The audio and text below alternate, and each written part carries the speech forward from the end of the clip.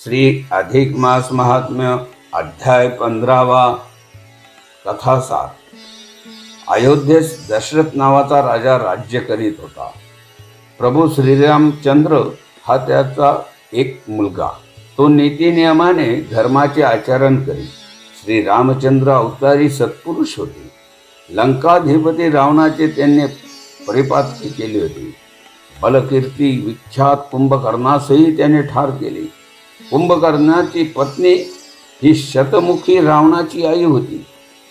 तिला पुंडरीक नावाचा एक मुलगा होता। रावणाचा पराभव झाल्यावर ती तिच्या वडिलाकडे गेली। त्यास नमन करून सारी हकीकत तिने कथन केली। तेव्हा तिचे वडील म्हणाले, रावण किती मूर्ख आहे, पराभव होऊन कुलघात करून घेतला तरी त्याने त्या संबंधीची बातमी कळू दिली नाही, आणि बिभीषण तर स्वस्थपणे राज्याचा उपभोग घेतोय। यास त्याचा संताप आला। रात्र होताच त्याने लंकेस सैन्याशी वेढा घातला। बिभीषणास ते वृत्त कळले। तोही सैन्य घेऊन निघाला। दोन्ही सैन्याचा सामना झाला। त्यात बिभीषणाचा पराभव झाला। त्यास लंकेबाहेर घालून त्याने पुन्हा राज्याची स्थापना केली। बिभीषणास वाईट वाटले। त्याची सगळीकडे अपकीर्ती झाली। त्याचे शल्य त्यास बोचू लागले। म्हणून तो श्रीरामास शरण गेला। त्यांच्या चरणी लोटांगण घातले।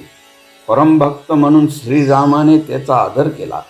बिभीषणाचे निस्तेज मुख बघून श्रीरामाने त्याची चौकशी केली। तेव्हा त्याने ती सारी हकीकत श्रीरामास कथन केली। बिभीषणाचे वृत्त ऐकून श्रीराम म्हणाले, माझ्या भक्तांचा जो कोणी दुर्जन छळ करीत आहे त्याचा मी समूळ नाश करीन। माझ्या भक्तीचे रक्षण करण्यासाठी मी युगेनुगे अवतार धारण करीन। जे कोणी पामर माझ्या भक्तांचा तिरस्कार करतात त्यांचा मी समूळ नाश करीन। आज एकादशी आहे। शतमुखी रावणास ठार करून तुझ्या राज्याची स्थापना करीन। द्वादशीस अयोध्येच्या राज्याचे पारणे करीन अशी माझी प्रतिज्ञा आहे। त्यानंतर बिभीषण म्हणाला, वधी समुद्राच्या मध्य बेटावर असुरांचे राज्य आहे। इथून तो सागर 5 कोटी योजनाच्या अंतरावर आहे। मध्य बेटाचा विस्तार लांबी रुंदीने लक्ष योजने आहे। येथील वास्तव्य असलेल्या असुरांचा नाश करून द्वादशीचे पारणे घडेल असा माझा मानस आहे। याहून दुसरा कोणताच उपाय नाही। रामासारख्या अवतारधारी सत्पुरुषावर संकटांचा वर्षाव झाला, त्यापुढे सर्वसाधारण माणसाचा काय टिकाव लागणार।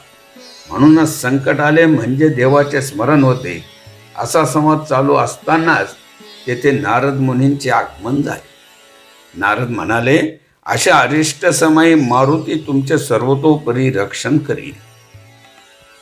प्रभू रामचंद्राचा तो खराखुरा भक्त आहे। तसेच सर्व दैत्याचाही तो नाश करील।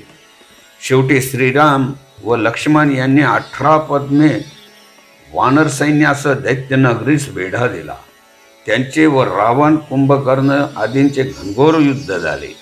बाणांच्या वर्षावाने राम लक्ष्मणाने त्यांचा व सैन्याचा सर्वनाश केला।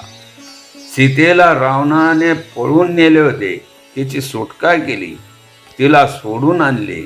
अयोध्येत सर्वजण परत आले, त्यामुळे त्यांना द्वादशीचे पारणे करणे शक्य झाले। अशा स्वरूपाचे द्वादशीचे व्रत विजय पताका घडविणारे आहे। प्रभू श्रीरामचंद्राने हे व्रत केल्यामुळे रणांगणी रावणाचा वध त्यांना करता आला। पापांचा समूळ नाश करण्यासाठी विश्वंभर अवतार धारण करून दुर्जनांचा नाश करतात। रामभक्ती फुलवणारी अशी ही प्रभू श्री रामचंद्राची कथा या अध्यायात आहे।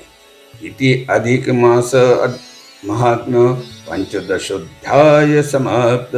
श्रीकृष्णार्पणमस्तु। शुभं भवतु।